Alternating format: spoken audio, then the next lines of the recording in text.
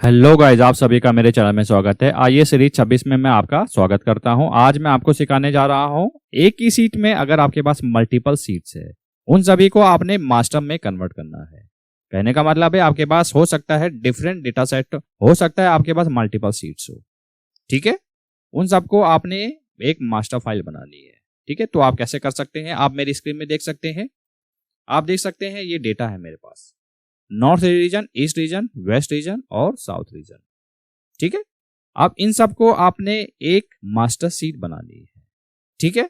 हो सकता है आपके पास मल्टीपल सीट्स हो, उन सबको आपने एक मास्टर बनाना हो, लेकिन आपको मेक श्योर करना होगा उन सबके सारे हेडर्स सेम होने चाहिए, ठीक है। जिनको तो इसका आंसर मालूम चल रहा है, जो मेरी सीरीज फॉलो करते हैं, बिल्कुल उनको समझ आ रहा होगा कि मैं क्या यूज करने जा रहा हूं, ठीक है। नहीं तो मैं आपको स्टेप टू स्टेप करके बताता हूं कि आपको कैसे करना है, ठीक है।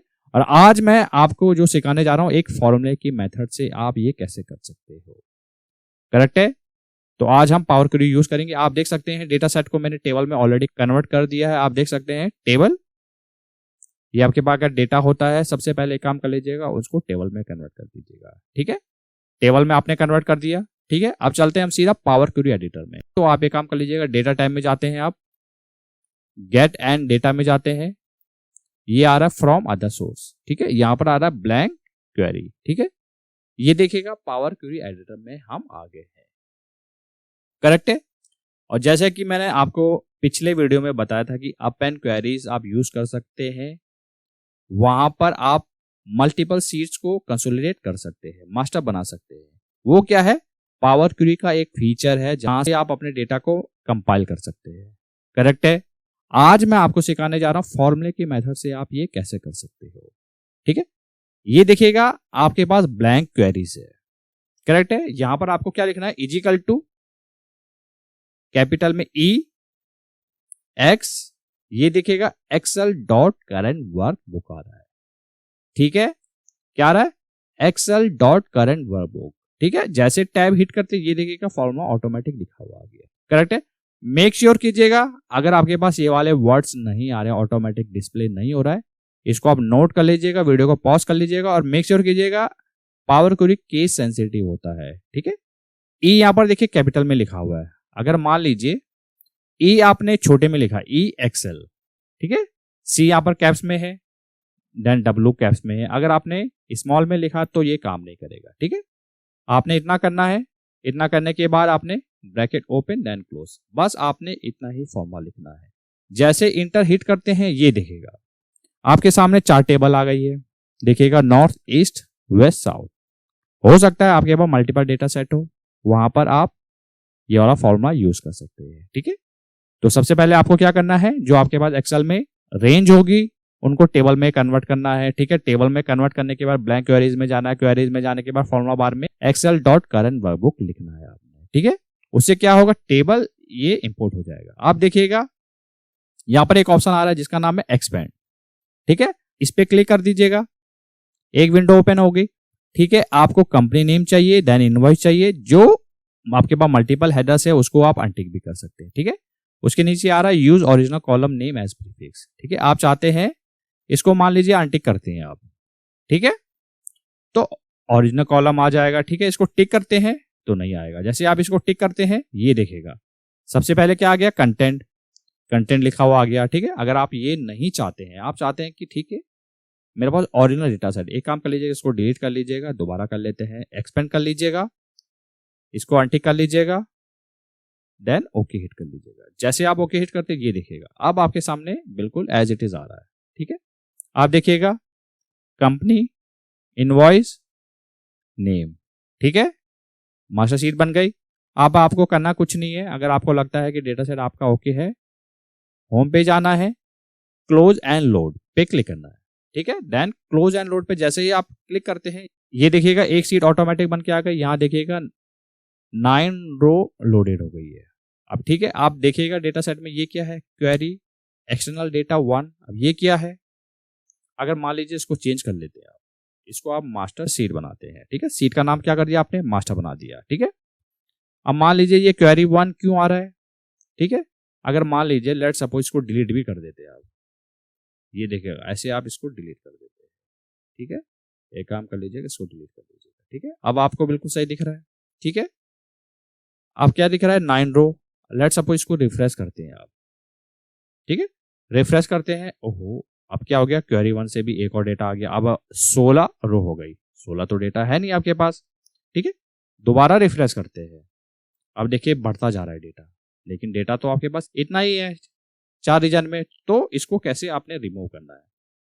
ठीक है, ध्यान से देखिएगा, ये देखिएगा ये वाली विंडो आ जाएगी क्वेरी एंड कनेक्शन की। इस पर डबल क्लिक करना है, इस पे क्या करना है, डबल क्लिक। ठीक है, जैसे डबल क्लिक करते हैं, मैं आपको दिखा देता हूं कि ये एरर क्यों आ रहा है। ये देखिएगा क्वेरी 1 ऑटोमेटिक आ रहा है। ठीक है, उसके लिए आपने सोर्स पे जाना है। आपके सामने टेबल कितनी आ रही है, 4। आपने कौन सा फॉर्मा किया है, एक्सेल डॉट करंट वर्कबुक।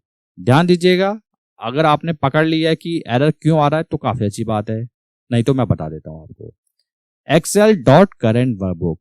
अब जैसे ही इसको आप इंटर करते हैं तो ये मैन्युअली आपको हिट करके देगा कि इस वर्कबुक में कितनी टेबल है।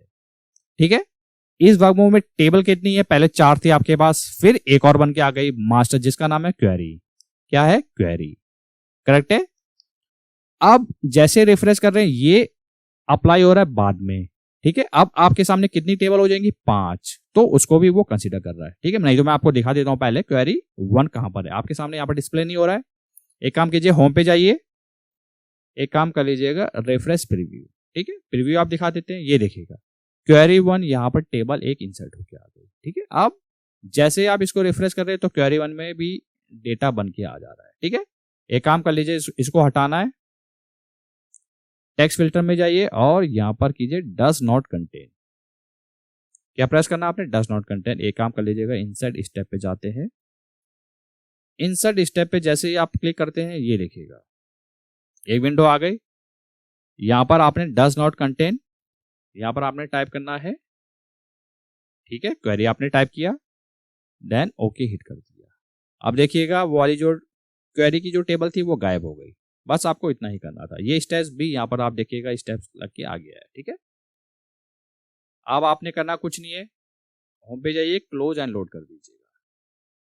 ठीक है, जैसे आप क्लोज एंड लोड करते हैं, अभी देखिएगा रिफ्रेश नहीं है। जैसे आपने रिफ्रेश किया, ये देखिएगा 8 रोज आ गई, वो गायब हो गया क्वेरीज। ठीक है, अब मान लीजिए दोबारा रिफ्रेश करते हैं, कितनी आ गई, 8 रोज। अब वो वाली प्रॉब्लम नहीं आएगी। क्यों, क्योंकि आपने पावर क्वेरी में जाके वो वाली कंडीशन दे दी है, जहां पर भी क्वेरी फाइंड करे वो उसको रिमूव कर दे। ठीक है, एक्सेल में भी देख सकते हैं टेबल का नाम क्या था, आप देख सकते हैं टेबल डिजाइन में जाइए, टेबल का नाम था क्वेरी 1, सीट का नाम है मास्टर। तो इससे कंफ्यूज मत होना, अगर लेट सपोज आपने मास्टर लिखा है तो मास्टर भी वहां पर लिखना होगा, ऐसा नहीं है।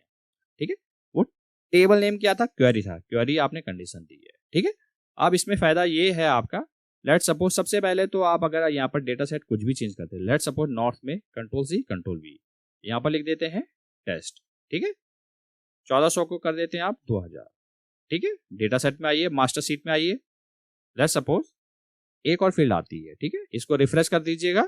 जैसे रिफ्रेश करते हैं, ये देखिएगा रिफ्रेश हो रहा है, जो भी स्टेप्स थे वो अप्लाई हो रहे हैं। आप कितनी है, 9 रो। ठीक है, आपने किस में ऐड किया था, नॉर्थ में। नॉर्थ में ये आप देखिएगा टेस्ट 2000, ये आपने समझ लिया। यानी कि कोई भी एडिशन होती है डेटा में, लेट सपोज आपके पास डेटा में कोई भी चेंज हुआ, यानी कि इसमें कोई और कंपनी आ गई, तो वहां पर ऑटोमेटिक डेटा पॉपुलेट होगा। आपको करना क्या है, यहां से भी आप रिफ्रेश कर सकते हैं। ठीक है, नहीं तो आप डेटा टैब से भी रिफ्रेश कर सकते हैं। ठीक है, समझ लिया आपने। अगर मान लीजिए साउथ को डिलीट कर देते हैं, लेट सपोज इसकी जरूरत नहीं है। ठीक है, एक काम कर लीजिएगा, इसको डिलीट कर देते हैं। ठीक है, अब मास्टर में जाते हैं, इसको आप रिफ्रेश करते हैं। आपके हिसाब से क्या साउथ रीजन यहाँ पर डिस्प्ले होना चाहिए, बिल्कुल आपने सही पकड़ लिया है, वो डिस्प्ले नहीं होगा। क्यों, क्योंकि आपने क्या किया था, सबसे पहले फॉर्मूला क्या मारा था, एक्सेल डॉट करंट वर्कबुक। तो वो फाइंड करेगा करंट वर्कबुक में कितनी टेबल है आपके पास, 1 2 3 4 टेबल है। इसको आपने पहले से ही फिल्टर कर दिया है, करेक्ट है। अब कितनी बची, 3। साउथ है, नहीं है, तो डिस्प्ले नहीं होगा। ठीक है, चेक कर लेते हैं। जैसे रिफ्रेश पे क्लिक करते हैं, ये देखेगा 7 रो आ गई। ठीक है, साउथ यहां से गायब हो गया। तो इसका मतलब ये है जितने भी डेटा सेट आपके पास अवेलेबल होगा उन सबको मास्टर बनाते जाएगा वो, ठीक है। और मास्टर यानी कि क्वेरी, टेबल का नाम क्या था, क्वेरी, उसको आपने क्या कर दिया, कंडीशन में फिल्टर आउट कर दिया है, ठीक है। तो इस तरीके से फॉर्मूले की मदद से आप एक मास्टर सीट बना सकते हैं। अगर आपके पास कोई सिचुएशन आ जाती है, मल्टीपल सीट्स है, वहां पर आपको कंबाइन करके देना है, तो ये वाला फंक्शन आप यूज कर सकते हैं। पावर क्वेरी से वो इजीली हो जाएगा, ठीक है। अगर आपने वीडियो यहां तक देख लिया है तो वीडियो को जरूर लाइक कीजिएगा, इससे हमें काफी मोटिवेशन मिलता है। और ये वीडियो जो हो सके वो ज्यादा से ज्यादा लोगों के साथ शेयर कीजिएगा ताकि उनको भी सीखने का मौका मिले। मिलते जल्द नेक्स्ट वीडियो में।